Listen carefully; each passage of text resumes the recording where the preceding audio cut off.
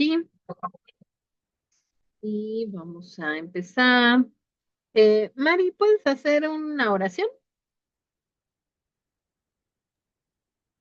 Sí, bendito Padre, gracias, de veras muchas gracias por este tiempo en que nos permites estar reunidas en la distancia, para conocer, Señor, diferentes partes, diferentes aspectos de lo que tú has hecho, de tu obra, Señor.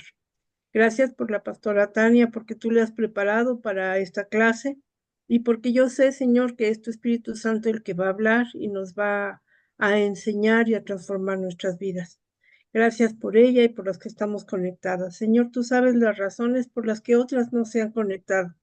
Bendícelas, Padre, y anímales, Señor, que tu Espíritu Santo les anime para estar juntas aprendiendo y creciendo en tu conocimiento y en tu gracia, Señor.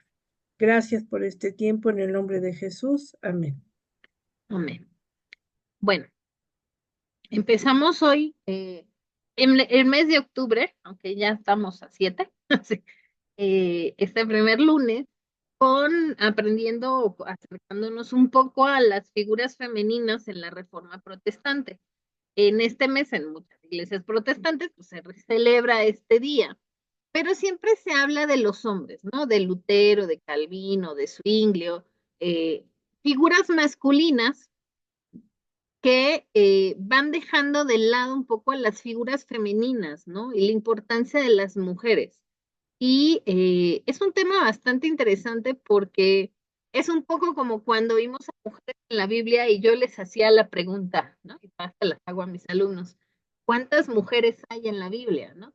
Y todavía me hacen como la cuenta y me dicen 5, 10 mujeres, ¿no? En la Reforma a lo largo de eh, tres siglos, estoy haciendo cuentas, eh, pues hubieron muchas mujeres que son las que pasaban información, las que hicieron que este movimiento tuviera vida y pudiera crecer, ¿no?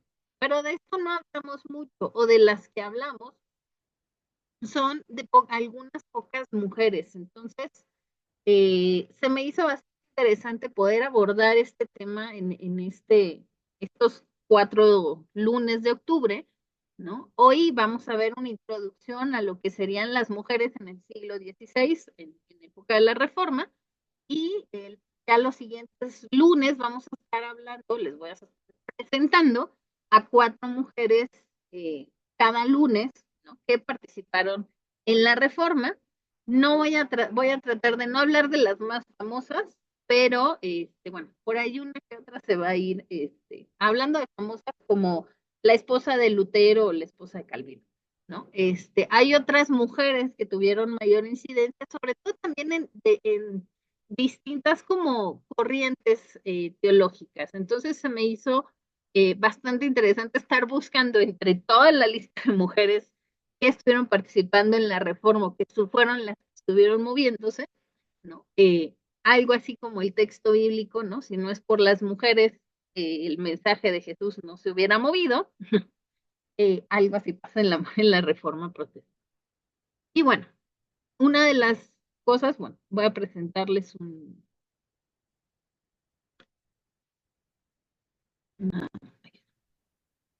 una presentación, dice, ahí, justamente de las mujeres en la reforma, ¿no? Ahora, un poquito, habría que irnos un poquito hacia atrás en el siglo XVI, en cómo se pensaba en la mujer, ¿no? ¿Quién era la mujer en el imaginario de los hombres? ¿Cuál era el concepto de las mujeres? Y aquí es bastante interesante porque a veces pareciera que no hemos avanzado, pero sí hemos avanzado.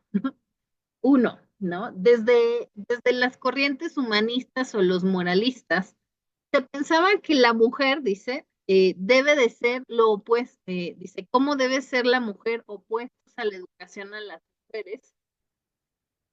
Dice, deben mantenerse ocupadas en las labores de la casa. ¿Cómo se les va a educar? O sea, ¿cómo se les va a dar educación que se le da a un hombre? O sea, su labor, su lugar es las labores de la casa. Para eso fueron. Por aquí, Fray Luis de León Dice, la mayoría con muchas flaquezas, libres, resabidas, labradoras, mudables y pesadas. ¿Qué cosa de tan poco ser es esto a lo que llamamos mujer? ¿No? La categoría que tenía Fry hacia las mujeres, imagínense, era la cuestión de que era la flaqueza, que éramos libres, resabiadas, labradoras, mudables y pesadas. O sea, ¿no? Y todavía es qué cosa de tan poco ser, ¿no? O sea, siempre vamos a encontrar como este nivel o este pensamiento en el siglo XVI era muy marcado, ¿no? Este nivel de los hombres son más arriba, ¿no? Que las mujeres. Y desde la ciencia, que además ahí entramos un poco con los filósofos, dice, la mujer es inferior sin capacidad intelectual, ¿no? Y siguiendo a Aristóteles, dice, las mujeres son frías y húmedas y los hombres calientes y secos. La humedad y la frialdad es la causa de su falta de capacidad para razonar, ¿no? Desde la ciencia hasta se hacían estos estudios de que las mujeres no son inteligentes. Esto es un poco el imaginario que había de las mujeres, falta otra, eh, nos vamos tal vez desde el texto bíblico, todo lo malo que sucedía, ¿no? Venía de la mujer por causa del pecado de Eva, ¿no? Hasta ya veníamos cargando, ya, si ya nos dijéramos, ya nos dijeran que no teníamos capacidad, que lo único que podíamos hacer es estar en la casa, nos ponen otra carga. Eva es la culpable del pecado, ¿no? Y bueno, dice, las familias deseaban tener varones y no mujeres porque además tener varones significaba, desde el aspecto económico, la cuestión de que los varones, cuando se casaban, recibían dotes. Pero si tenías mujeres, tenías tú que dar la dote. Y depende de si tú, bueno, depende de tu situación económica de la familia. Depende de si tu hija era muy bella o no. La dote iba a variar. Entonces, y también depende de con quién querías casar a tu hija. Si querías casarla con un conde, pues tenías que dar una buena dote, ¿no? Entonces, tener mujeres económicamente no era viable, ¿no? Porque además, pues las mujeres no trabajaban, entonces tener mujeres significaba que no había tampoco a quien heredar, ¿no? Aquí en este tiempo todavía el que las mujeres pudieran heredar era bastante complicado, ¿no? Era como, pasaba como un poco como en el tiempo bíblico, las mujeres salían de casa de su padre a la casa de los esposos o a la casa, o si quedaban su padre con el hermano o el pariente más cercano. Algunas excepciones, ¿no? Desde el pensamiento de este imaginario de la mujer estuvo también, dice Erasmo de Rotterdam y Juan Luis Vives, dice, a favor de la educación de la mujer y sus libros influyeron en varias mujeres. Entonces, este imaginario de la mujer en el siglo XVI, este pensar que la culpa todo está en la mujer y que la mujer no tenía más opción, ¿no? Empieza a avanzar, ¿no? Porque habría que entender también, ¿no? Que existen categorías, ¿no? En la parte económica. No era lo mismo ser una mujer, no era lo mismo ser una mujer rica de una familia más bien acomodada, ¿no? De tener títulos, porque estas mujeres sí eran educadas, porque además sí estaban siendo educadas para casarse o con un rey o con un conde o que tuvieran. Aún así estaba limitada su labor, pero sí tenían la oportunidad de aprender a leer y escribir. Pero si eras una mujer empleada de limpieza, que no tenías títulos y todo, pues tu vida se iba o en casarte o en hacerte religiosa, ¿no? Y aprender a leer y escribir era una tarea que no era necesaria, ¿no? Era como, tú eres mujer, si no tienes nombre y todo eso, pues trabajas lavando ropa, trabajas de niñera, trabajas de, ¿no? O sea, no era la cuestión de la educación importante. Este era como la diferencia entre mujeres. Y lo menciono porque es importante, porque a partir de esta diferencia o de esto que se pensaba, pues resulta que hay mujeres que contradicen las afirmaciones moralistas y de científicos de decir que las mujeres no podían. Claro está que las mujeres que están en esta lista son mujeres que pertenecen a una clase social alta.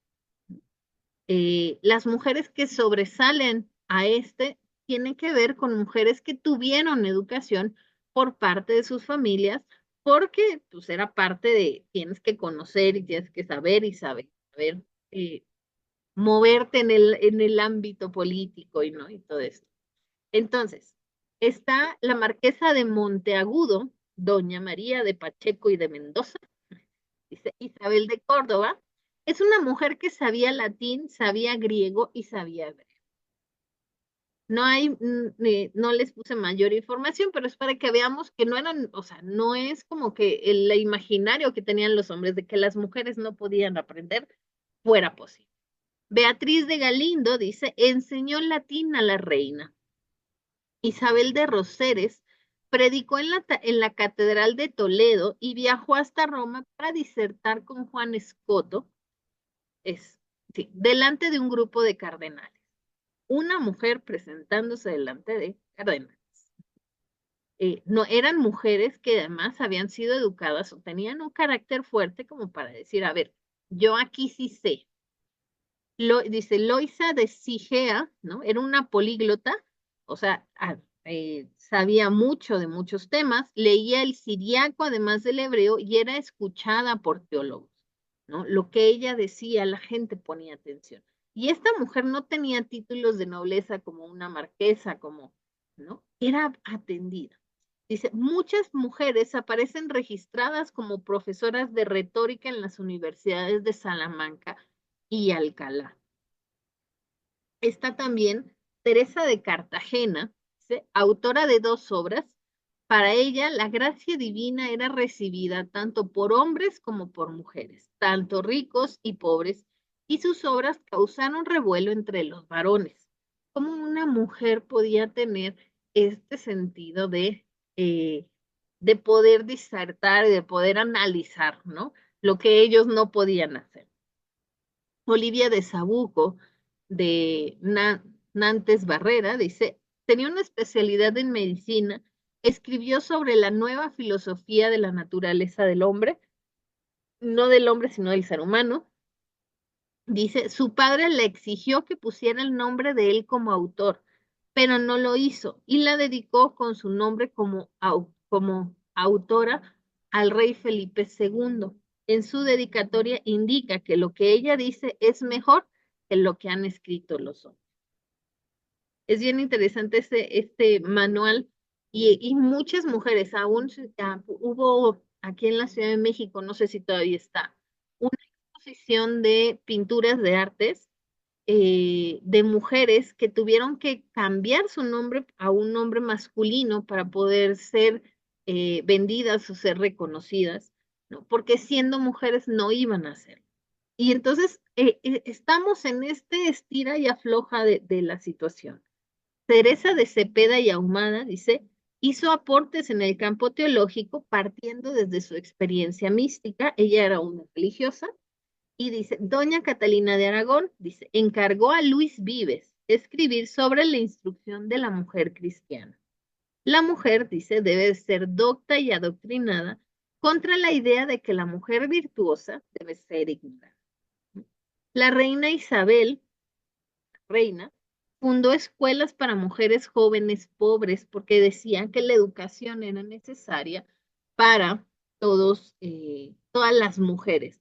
Eso es interesante, aunque estas escuelas tampoco duraron mucho, es decir, ¿no? Porque pues era como, ¿cómo va a haber escuelas? ¿Cómo vamos a educar? ¿No? Sí. Además, la educación, habría que entender que siempre la educación ha sido un arma, que quien recibe educación, quien se prepara, ¿no? Para el gobierno, en el caso del siglo XVI, para los altos poderes, pues resultaba un problema porque estas mujeres se podían rebelar.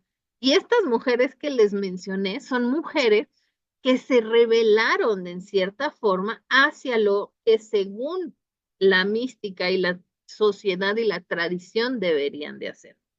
Dice, eran excepciones y sobre todo en clase adinerada, en la realidad la mayoría de las mujeres del pueblo eran analfabetas. Dice, se hacía una distinción entre mujeres de corte, bien preparadas, y mujeres sencillas, muy despreciadas. Si tú pertenecías a la corte, si tu familia tenía títulos de nobleza, entonces se te preparaba, que era lo que les decía al principio. Y mujeres sencillas, pues no tenían el derecho a prepararse y entonces se tenían que dedicar a labores de la casa o a labores del cuidado y fuera de la casa, ¿no? A la muerte de la reina Isabel se acabó la promoción de las escuelas de mujer, de la educación a las mujeres, tristemente, ¿no? Porque al final, pues como les decía, es una amenaza que, dice, era una amenaza que la mujer estudiara y no se encargara del hogar. Porque si la mujer estudia y aprende y se dan cuenta en el siglo XVI, pues, ¿quién va a cuidar a los niños? ¿Dónde van a, necesitamos hijos, ¿no? Y sobre todo con esta fuerte inclusión o este fuerte poder que tenía la iglesia dentro de la sociedad, ¿no? Dentro de los reyes, la iglesia eran quienes mandaban, eran quienes decían y dictaban muchas veces las, ¿no? Se prohibía publicar escritos de mujeres. Hay un caso de Margarita Navarra, ¿no? Que publicó un texto, una carta, sí, una carta, se publicó, pero como ella era la hermana del rey, ¿no? A ella no le pasó nada, pero a su editor, bueno, el que publicó esto, sí lo metieron a la cárcel porque como no la podían meter a ella, pues había que castigarlo a él, ¿no? Y muchos documentos, que por eso del siglo XVI son pocos los documentos que podemos tener de mujeres que hablen de lo que pasaba en esta situación. Entonces, muchos de los documentos que tenemos son escritos por hombres desde su visión de hombre, donde la mujer debe estar en la casa y el hombre trabaja, ¿no? Cumpliendo estos roles que la iglesia había impuesto en este sentido. Ahora, las mujeres en la sociedad común, las mujeres dentro del sistema, tenían solo dos opciones, o casarse para atender el hogar o ir a un convento, ¿no? Que también depende de, ¿no? Pues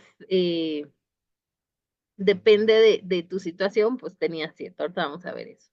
La cuestión aquí es que el casarte muchas veces también no era casarte con alguien por amor, era que te casaban con alguien por la importancia de la dote o del título nobiliario que iba a tener tu familia, ¿no? Y todo eso.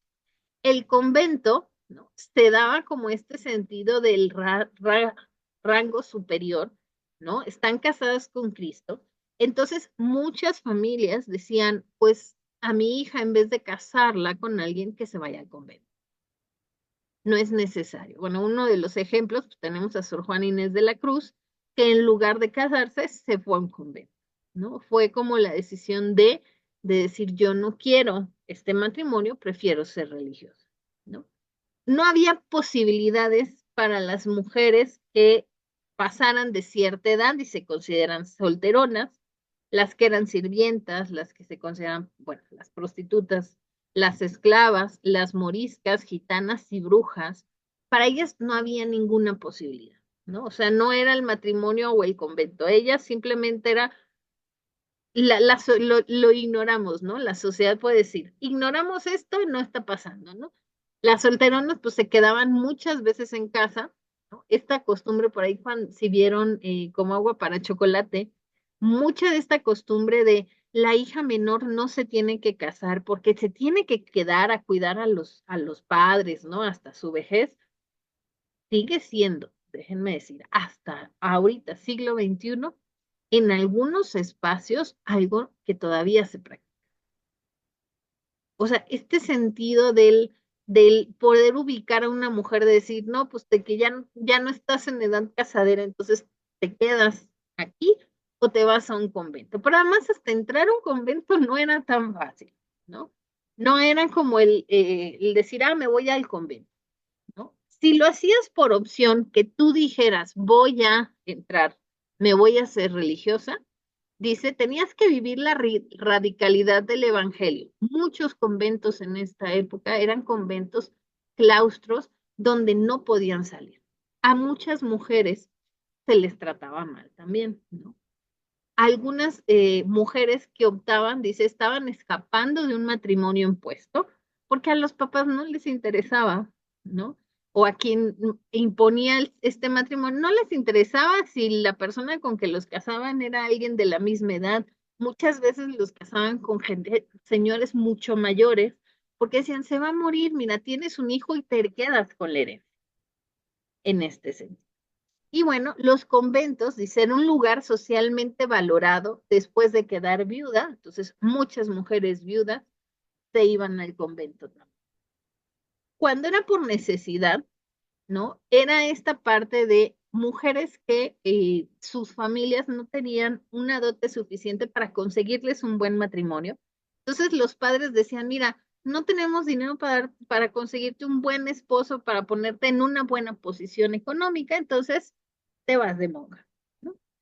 Familias con muchas hijas también decían, es que no podemos estar dando dotes, o sea, no nos alcanza para tener muchas, para pagar muchas dotes, entonces, pues se van a ir unas hijas al convento porque es más barato para nosotros dar a nuestras hijas al convento, ¿no? Y entonces, que ahí, bueno, ellas se forman y además entregar a las hijas al convento que se casaran con Cristo, pues hasta también era un sentido de tenemos el cielo asegurado, o sea, tenemos hijas que nos van a dar en la tierra la economía y tenemos hijas que nos van a dar en el cielo la entrada al cielo. Había una estratificación de celdas, también depende de tu estatus, era el lugar que ibas a tener dentro del convento. Por eso les digo, no era tan fácil decidir ser monja. ¿Por qué? Porque las monjas, depende de tu estatus, ¿no? Económico, de dónde venías, de quién era tu familia, pues iba a ser tu espacio en él, ¿no? Habían monjas de segunda orden, dice, abro acá, este, eh, seguimos acá, ¿no? Entonces, depende de tu estatus, ¿no? Y la razón de cómo entraras al convento, pues iba a ser el lugar que ocuparas. Si venías de una familia rica, pues claro, a las religiosas te iban a tratar bien, te iban a cuidar, ¿no? Porque, viene y además tu familia, pues tenía que dar cierta cantidad.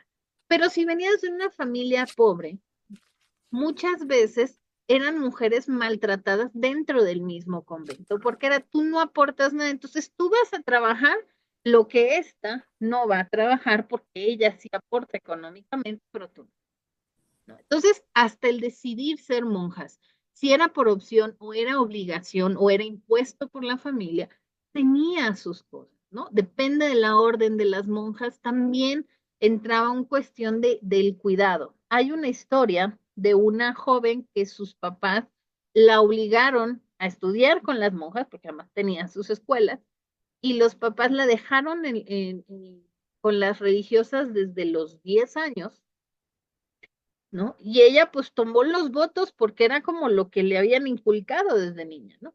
La cuestión es que cuando ella dijo, yo no quiero estar aquí, se escapaba y las monjas la seguían, la encontraban y la volvían a meter y recibía castigos por escaparse, ¿no? Hasta que logró escaparse. Por ahí hay un texto de ella, ¿no? Pero no se sabe de ella. Después de que escapó, logró por fin escapar de esto, ya siendo un poco más grande de la edad casadera, desapareció por completo, ¿no? O sea, hasta ahora la historia no sabe de ella más que este texto que dejó, ¿no? ¿Por qué? Porque ella decía es que me obligaron a estar aquí, ¿no? Y me tratan mal y es algo que yo no quiero, que no me nace, ¿no? Entonces, imagínense que hasta esta parte del decidir si te casabas o te hacías religiosa, pues también dependía de tu estatus económico para poder decidir. Esta era la vida de las mujeres en el siglo XVI. Ahora sí. Ahora, las monjas y los conventos. Ahora podemos decir, no, pero las monjas en el convento pues son todas mujeres, pero la iglesia aún así tenía siempre el control sobre ellos. ¿Qué pasaba? Las monjas eran una segunda orden, dice, las monjas de primer orden debían tener un confesor para la Eucaristía y otros servicios. Siempre había un hombre, un sacerdote, que era el que iba a dar, pero ¿qué creen? Justamente los conventos de mujeres pagaban una renta a los conventos de hombre para los servicios prestados. No era como ay, somos el convento de hombres y el convento de mujeres, ¿no? O sea, las mujeres tenían que pagar. Pero además las mujeres, los conventos de mujeres eran quienes servían a los conventos de hombres, ¿no? Además de la paga, había también que pagaba el trabajo de algunas monjas, dice, se opusieron y transgredieron las normas con la participación en grandes temas sobre la vida espiritual y consultaban teólogos, rechazaron la imposición de prioras, que eran estas mujeres religiosas que eran, pero que muchas veces eran sumamente violentas también, y se enfrentaron al poder eclesiástico y propusieron otra manera de vivir la vida religiosa. En este estatus, ¿no? Está Santa Teresa de Ávila. Otras, dice, al entrar, porque no había otra salida, soñaban con amores platónicos, leían novelas de caballería, del amor cortés y tenían amoríos entre rejas. Lo mismo pasaba en los conventos de hombres. Es decir, no, no era algo exclusivo. Y bueno, teniendo este panorama de las mujeres en el siglo XVI, que me parece eh, que sí se vivía un sistema bastante opresivo hacia las mujeres, ¿no? Veía yo, ahora esta semana se ha puesto de moda esta imagen. Oye, estuve, búsquela y yo ya la había descargado, ¿no? Porque en la actualidad hablamos de este sentido de que antes los matrimonios duraban mucho y por qué ahora no. Lo que pasa es que en el siglo XVI, ¿no? A partir del siglo XVI, les decía, los matrimonios eran impuestos, las mujeres no podían decidir divorciarse. Muchas mujeres tuvieron que aguantar las infidelidades de los esposos, ¿no? El abandono de los esposos. ¿No? Muchas, los esposos las mataban para poder casarse con otro. Ay, se murió, no sabía. Y entonces, esta imagen que yo veía esta semana me gustó para ponerla hoy como final de la presentación, ¿no? Porque la razón de por qué aquí dice tu abuela, y yo lo diría, la razón de por qué las mujeres en el siglo XVI no dejaban a sus esposos, ¿no? No tiene nada que ver con un amor ni con la moral, ¿no? Dice, hasta 1964, un empleador podía negarse a contratarte por ser mujer, ¿no? En el siglo XVI, un empleador podía contratar a una mujer y no pagarle, o pagarle la tercera parte de lo que le pagaría a uno. Hasta 1974, negarse a venderle una casa a una mujer era legal. Muchas mujeres terminaban viviendo en lugares sumamente insalubres porque no tenían para poder pagar una renta, porque además, ¿cómo ibas a estar sola? Y esto pensándolo en estratos de mujeres de bajos recursos. En mujeres de cierto estatus económico, pues resultaba que pues, no te podías divorciar tampoco. Entonces, todo tenías que pedirlo y convencer a tu esposo para poder hacer. Dices, hasta 1988 se podía negar a alquilar a una mujer con hijos la casa, ¿no? Dice, contrario a lo que la gente cree, las mujeres no se quedaban porque las relaciones fueran mejores. Se quedaban porque la sociedad no estaba diseñada para su independencia. Y esto es lo que pasaba también con las mujeres en el siglo XVI. Muchas mujeres soportaron mucha violencia, vivieron mucha violencia en el sentido de lo que se vivía y lo que imponía la sociedad. Y no es, y a veces a mí me pienso mucho en la realeza, en el siglo ahorita que vivimos, en las princesas y todo, ¿no? Y yo comentaba una vez con un amigo, le digo, es que nos han enseñado como a soñar de, ay, queremos ser princesas, ¿no? Digo, pero yo me he puesto a pensar, ¿no? Que las princesas en la actualidad tienen todo tan planeado. Hay gente que les dice cómo moverse, cómo vestirse, cómo tienes que hacer, cómo tienes que saludar, qué puedes hacer o qué no puedes hacer. Si eso pasa ahorita, ¿no? Con la realeza que hay en España e Inglaterra, que es la que me acuerdo, ¿no? Que son sumamente estrictos. Imaginemos a las mujeres de la corte en el siglo XVI. Mujeres que también estaban controladas completamente. Cómo tenías que vestir, cómo tenías que hablar, cómo tenías que moverte. Y además te decían con quién te casas y con quién. Quiero pensar que la realeza en la actualidad no es tan estricta con quién te casas, pero bueno, tenemos ahí el ejemplo del príncipe con esta Meghan Markle, que toda la crisis, el príncipe no se casó con otra princesa de la realeza y se casó con una mujer que es de la vida, actriz y es de la vida fácil, dirían los de la realeza en Inglaterra.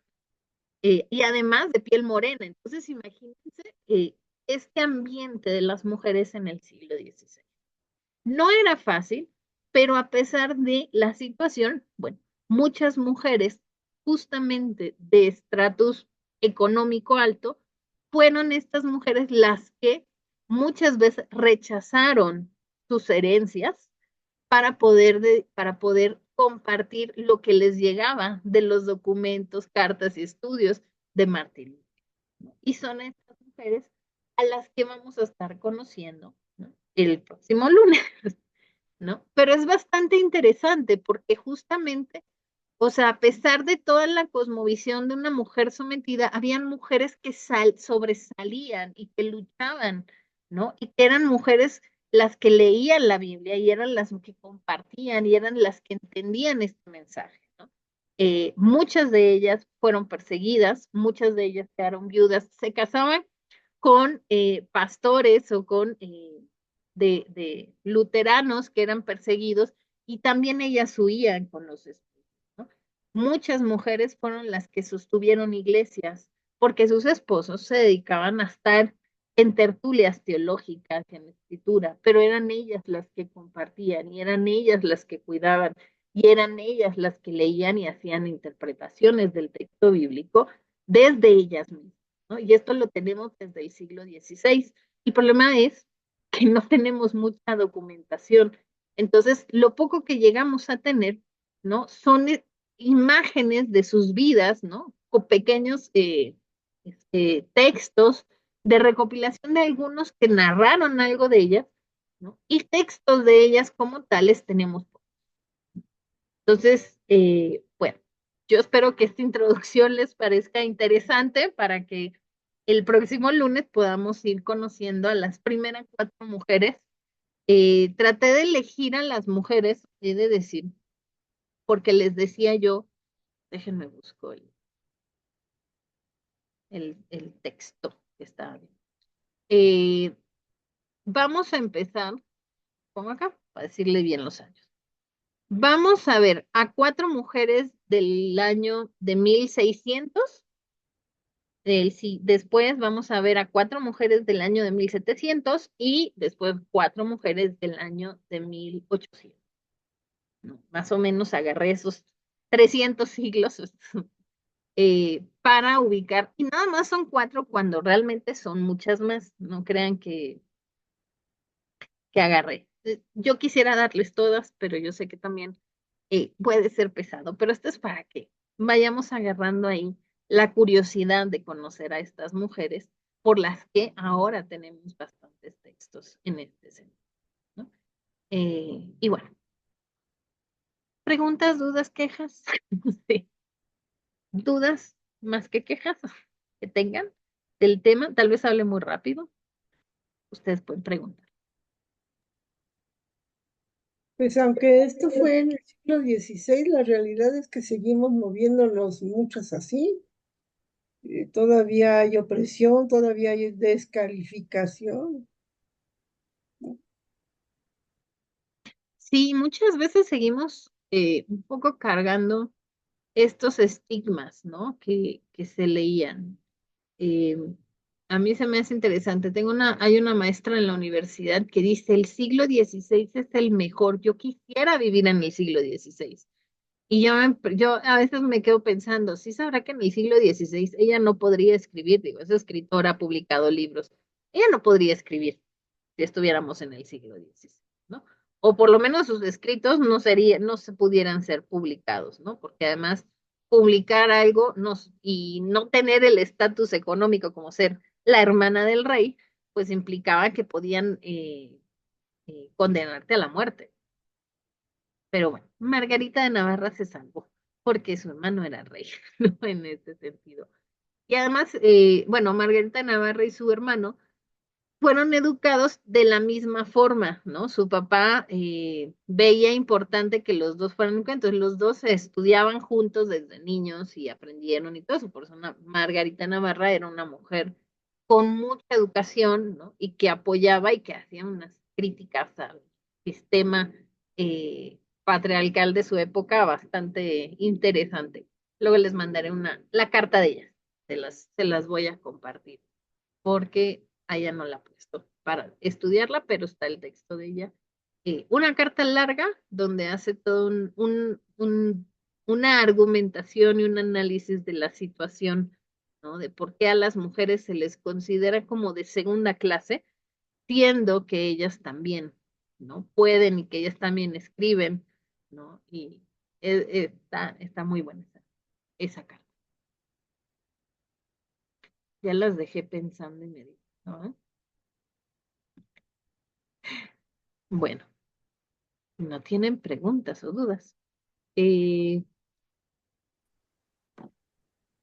Evelyn, Eh, pues más que pregunta era comentario, ujú, pastora, porque pues sí coincido con la hermana en el sentido de que hasta la fecha todavía muchos de estos pensamientos siguen muy, muy, muy presentes en la iglesia. Y por decirle yo en mi caso que soy soltera y no tengo hijos, yo sí a veces sí me siento enfrentando la doble o tercera discriminación, de que sí, sí siento que a veces no tengo un lugar en la iglesia.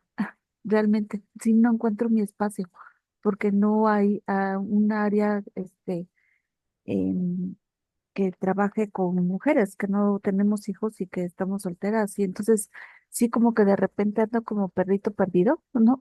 Buscando que de repente por allí amigas de la iglesia que están en la misma condición que yo y tratamos de alguna forma como apoyarnos unas a otras, porque sí, de repente sí es como rudo lo que uno vive en la iglesia. Yo recuerdo hubo un congreso en donde, que era un congreso de mujeres, a mí me tocó apoyar en la alabanza. Entonces llegó al congreso y ya en la parte de las actividades, pues resulta que hubo unas actividades para mujeres casadas y otra era para mujeres solas. Y yo no entraba allí porque eran mujeres divorciadas o mujeres viudas o madres solteras. Y yo no entraba en ninguna de esas No, categoría. y sí, sí me sentía de que, ay, ¿ahora qué hago aquí? Sí, sí me sentía perdida. Y yo siento que para las nuevas generaciones, las nuevas formas de pensar, casos como el mío, yo los he visto que se están incrementando bastantes por la misma sociedad y no dudo que en la iglesia, en las iglesias también, pues haya igual más mujeres como yo y que de repente sí es un estigma muy, muy, muy fuerte. Y solamente quería comentar eso. Sí, gracias. Sí, es bastante, digo, es que las iglesias hemos descuidado muchos espacios o muchos grupos porque nos enfocamos, me voy a incluir ahí, ¿no? Nos enfocamos como en, este tema de la familia, ¿no? Entonces el cuidado de la familia, el cuidado de los niños, pero ¿qué pasa? Y digo, tú dices, en este congreso se habla de mujeres solas, viudas y madres solteras, pero en muchas iglesias ser madre soltera y ser viuda es, ¿no? Es lo peor y hay todo un estigma, ¿no? Porque homo, ¿no? Y no me imagino siendo mujer que no se ha casado, los comentarios de, ay, a ver cuándo encuentras, ¿no? A ver, te presentamos a alguien, ¿no? Y es bastante interesante porque hasta lo he pensado en el sentido de hombres, ¿no? Me ha tocado más la imagen de los pastores. Tengo amigos que llegaron solteros a la iglesia y luego habían todas las mujeres solteras ya más o menos de la edad del pastor, ¿no? Que estaban ahí bien, bien dispuestas a ser la esposa del pastor, pero al final no, es como yo les digo, no saben en lo que se meten. Sí, ser esposa de pastor no está tan fácil en este sentido. Pero sí, o sea, al final son espacios que la iglesia tiene descuidada, ¿no? en este sentido y como sociedad también, ¿no? En esto. Me acuerdo que hace un tiempo, ya no he visto eso, pero antes hacían grupos aquí en México, me acuerdo que veía grupos para solteros cristianos. Y entonces iban a ver si encontraban a otro cristiano con que casarse. Pero ya no he visto, antes los veías así para el metro, los murales, así de fiesta para solteros cristianos, para que encontraran pareja. Ya no me han tocado, ver, pero era bastante interesante la imagen, ¿no? Porque imagínense, o sea, en el siglo XVI una mujer, o eras casada o estabas de monja, pero no podías quedarte sola. ¿Cómo? Tenías que de alguna forma retribuir a la familia, por eso les decía, era, o te casamos con alguien que te dé una buena dote, o sea, nos salvas económicamente, nos salvas espiritualmente, ¿no? O sea, te encomendamos a Dios porque así ya, al encomendarte a Dios, pues tenemos el cielo ganado en este sentido. Y bueno, Y en todas las culturas, pastoras, pasa eso, en todos los tiempos, las culturas, ocurre eso con las mujeres solteras, sí cargamos mucho con ese estigma y sí es, pues sí, a veces sí se vive muy rudo porque de repente sí hay como mucho menosprecio de las casadas a las solteras de que pobrecitas y cómo están, pero luego a veces a nosotros nos toca ver a las casadas de verlas y viven situaciones de violencia muy fuertes, entonces ya dices, ya no sabes qué es peor.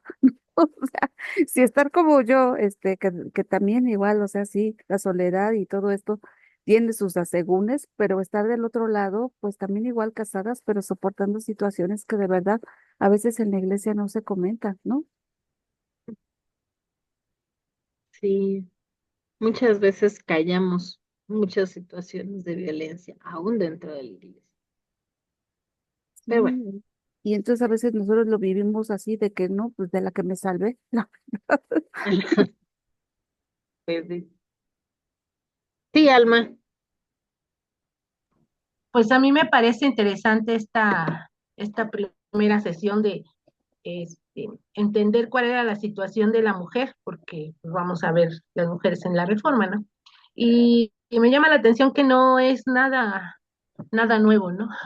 Es la situación de la mujer bajo el dominio del hombre, para que sea reconocido su trabajo intelectual, pues se tiene que estar bajo la tutela de un varón y también la mujer que tiene la oportunidad de prepararse es la que más participa o más sobresale, ¿no? El año pasado les comentamos que en nuestra iglesia, este, que hicimos en un evento que se hace de mujeres, sociedades femeniles, quisimos rescatar a las mujeres que participaron en la independencia de México, pero que no son las que conocemos en la historia, ¿no? Las famosas. Y, y es bien interesante cómo coinciden que eran mujeres, algunas mujeres ricas, algunas mujeres de buena posición económica y que ofrecían su riqueza para la causa, ¿no?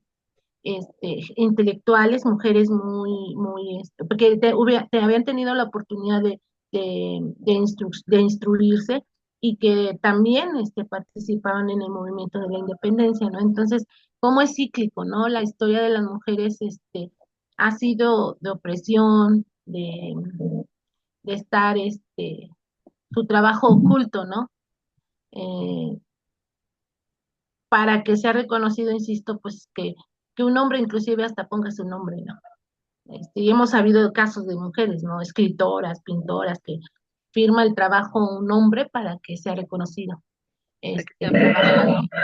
Ajá. Entonces, es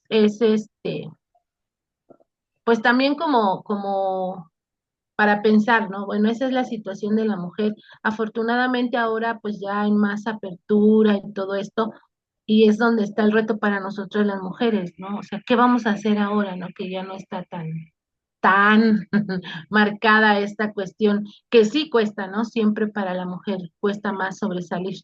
en todos los aspectos, ¿no? Y lo vemos, por ejemplo, ahora con nuestra presidenta, ¿no? Que mujer y empiezan 50,000 críticas, ¿no? Y apenas lleva 8 días y ya hay muchísimos comentarios en relación a que es una mujer, ¿no?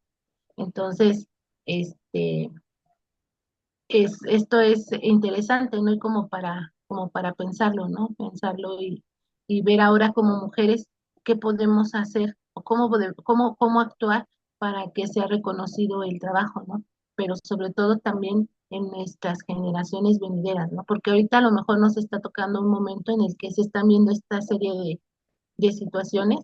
Este, yo no había puesto mucha atención en esta cuestión que nos decía Tali, ¿no? Que deberíamos de nombrar las cosas, ¿no? No de decir, este, de hacer visibles, ¿no? Las cosas que hacen las mujeres. Y por ejemplo, tan sencillo como hablar de decir en femenino, como ahora dice, ¿no? La presidenta, ¿no? Entonces, hasta ahora también, bueno, ella siempre nos insistía en la cuestión del lenguaje, ¿no? El lenguaje femenino. Y sí es cierto, les digo, hasta ahora ya me están cayendo los 20 de que es importante, ¿no? Y es importante decir, una mujer fue la que hizo esto, fue la que marcó el cambio, la que está este, marcando el rumbo de nuevas cosas, porque esas cosas van a ayudar a que otras mujeres también sean visibles, ¿no? Bueno, eso es lo Sí, que... iba a decir algo. No, y la cuestión está en que ah, tenían la idea en la cabeza de las mujeres. Este, ah, que a pesar de las situaciones de las mujeres del siglo XVI, eh, las mujeres son las que movieron muchos documentos, las mujeres son las que compartieron muchas de las enseñanzas de Lutero de sus documentos, son las que leían, se apropiaban y eran las que enseñaban, ¿no? En sus familias, en sus espacios, ¿no? Y a pesar de la situación que vivían, ¿no? Que les presentaba. Y lo seguimos haciendo, ¿no? O sea, lo hacían las mujeres en la Biblia, ¿no? Que a pesar del sistema en el que vivían, eran quienes compartían, quienes enseñaban, quienes llevaban el mensaje, y lo seguimos haciendo ahorita, ¿no? Tal vez ahorita tenemos eh, tenemos mayores libertades, no estamos tan atadas bajo las leyes, pero sí tenemos una atadura desde la cuestión moral de la sociedad, ¿no? Lo que la sociedad quiere imponer. Ya estamos rompiendo con eso, podemos hacerlo, es cuestión de quererlo. Pero hay algo que dijo esta Claudia y que es cierto, y yo les dije, ¿no? Me acuerdo que se los dije en el estudio bíblico. Este, es que si no o sea, si no lo nombramos, no existe. Por eso es importante, ¿no? El mencionarlas, en hablarlas, ¿no? A mí esta parte de la reforma, que no es mucho mi área de trabajo, pero me interesa desde el área femenina, es como, pues sí, hablamos mucho de Lutero y de Calvino y de los reformadores y todo esto, pero ¿y las mujeres? Las mujeres que estuvieron ahí, que les llegaron los documentos a los que Lutero les comentó sus cartas o sus libros, eh, mujeres que tuvieron diálogos con sacerdotes, con líderes, ¿no? Que se pusieron al tú por tú, con doctos y universitarios, ¿no? Y que era como de, y que decía, o sea, somos mujeres las que movemos muchas cosas, pero a veces no las nombramos, ¿no? Y por eso se me hizo importante nombrarlas ahorita en octubre a estas mujeres en la... Ya me voy a callar. Yo Sí, quisiera participar, si me lo permiten. sí, Deyanira. Yo creo que ahora estamos en un momento histórico bien importante. La participación de la mujer en todos los aspectos, en todos los ámbitos, se está revalorando, se está fortaleciendo. Sin embargo, creo que debemos de ser muy cuidadosas, mucho, porque las mujeres tenemos esa característica de nuestra personalidad de ser como muy extremistas de pronto, ¿no? Y me cuento entre ellas. Para mí de pronto o esto es bueno o esto es malo. O me aferro y soy testaruda en esta postura y ya dejo esta otra. Entonces, ¿a dónde voy con esto de que estamos viviendo un momento histórico? Somos el producto de mujeres que décadas atrás iniciaron todo este proceso de reforma, ¿no? Y no nada más décadas, estamos hablando de siglos atrás. Y nosotros ahora somos el producto, estamos ganando terreno, estamos ganando derechos, pero todavía hay mucho camino por andar. ¿Y en dónde creo que tenemos que tener mucho cuidado? En cuál es la postura que vamos a tener como mujeres para las mujeres de las siguientes generaciones. También estamos viviendo una parte del feminismo que se está yendo a otro extremo. Esto no se trata de luchar de lucha de género, se trata de buscar un lugar de nuestro género y querer ganar un espacio, un terreno, un derecho, una oportunidad en muchos ámbitos donde estaba negado para las mujeres. Pero también tenemos que ser muy cuidadosas en el sentido de no formar generaciones de mujeres que ahora son aguerridas y que yo veo las manifestaciones del 8 de marzo en muchas ciudades y yo digo, mujeres, no va por ahí. O sea, tenemos que hacer que nuestra voz se escuche en las leyes. Donde tenemos que transformar es en las leyes, en los derechos, ahí. Ahí es donde tenemos que transformar, porque si hay una ley que nos ampara, que nos avala, que nos sustenta, entonces vamos a tener camino andado. También nuestra responsabilidad como mujeres de formar qué tipo de hijos estamos formando. Es bien importante. Yo escuchaba a mi hijo hace un tiempo y decía, es que no, mamá, dice, tú a mí me dijiste y me enseñaste desde niño, a una mujer no se le toca, a una mujer no se le toca, dice, y me ha tocado mujeres que, ay, caramba, dice, sí dan ganas de tocarla y de decirle, ya, cállate, pero, dice, pero me acuerdo de ti y no, a una mujer no se le toca.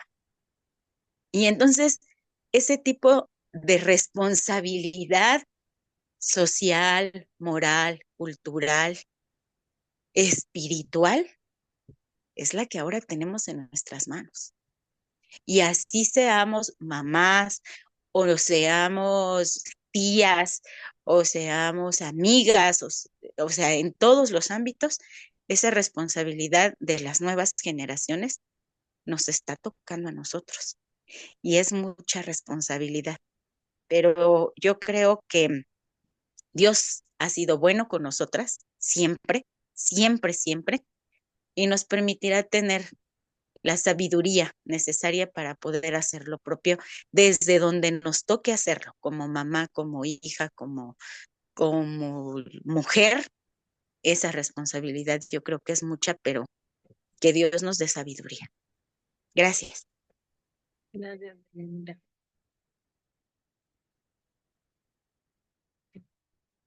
No voy a decir nada. Sí, este, es que o sea, no es, la lucha feminista no es contra los hombres, es tener los derechos que podamos nosotros decidir sobre nuestros cuerpos, poder tener una equidad en la cuestión de sueldos, ¿no? No es como por ser mujer y ser madre te va a pagar menos o no vaya a tener trabajo, ¿no? Y que aún así en el trabajo seguimos luchando esa situación. Pero sí, o sea, a pesar de que ahora tenemos mayores facilidades y mayores cosas, por lo menos en la Ciudad de México, porque no podemos generalizar, hay países donde todavía la situación es complicada, ¿no? Seguimos luchando contra una cuestión social, ¿no? Una cuestión de sí puedes tener derechos, pero Si te casas, si tienes hijos, tu lugar es la casa, ¿no? No el trabajo, no puedes hacer eso, ¿no? Todo esto. El cuidado siempre se tiende a dar a las mujeres, eh, como que los hombres no lo pudieran hacer. Pero bueno, me voy a callar. Este, el próximo lunes vemos a 4 mujeres. Si nadie más algo que comentar. Las dejo, vayan a descansar. Nos vemos el próximo lunes a las 8. El link no cambia, entonces ya lo tienen en sus correos. Ahorita te lo mando, Bárbara y a Luna, que creo que es Tete, que es Yeye. Este, les mando el link, que es el mismo, ¿no? De todos modos. Y por ahí les mando la grabación también. Para las que llegaron tarde puedan verlo desde el principio.